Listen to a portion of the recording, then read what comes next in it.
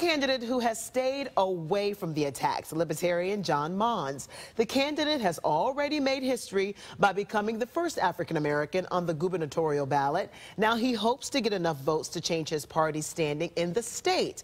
CBS Atlanta's Lesley Tanner has the story. We haven't heard a lot from him, huh, Lesley? Not really, Jaquetta. Well, the issue is right now the Libertarian Party, it's actually not a party at all. It's recognized in Georgia as a political body.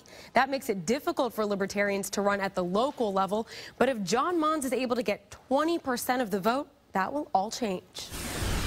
I don't believe the other parties or the other candidates have really addressed any solutions. That's why Libertarian Monds says he looked outside the traditional political parties to pursue the governor's mansion. The stay-at-home dad says he may not have the political experience of his opponents, but that could be a plus for some voters. First, I would address all the experience that my opponents have, all the bureaucratic experience, and say, where has that gotten you? When it comes to issues like jobs and education, Monds says it's time to give the power back to the people. To stimulate the economy, he wants to let people keep their tax dollars, something that's difficult when the state's budget is already hurting from decreased tax revenue. Or you look at how you tax. Instead of an income tax, which really punishes producers, I think we need to concentrate more on the consumption tax. And when you ask him about education, Monds has a unique point of view. He homeschools his children and says other parents shouldn't be punished for making that choice.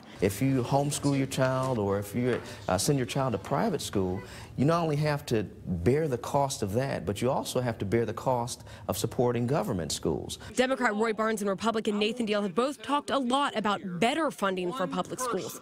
But Monds says that's not the problem. We spend currently over 55% of the state budget on education. And to say that it's necessarily we're not funding enough, maybe we're just not being efficient with those funds.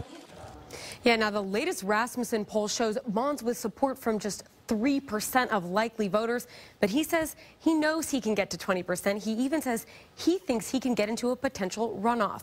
Now, we've also asked Barnes and Deal both for sit-down interviews as well. We have been repeatedly denied. Live in the studio, Lesley Tanner, CBS Atlanta News. Well,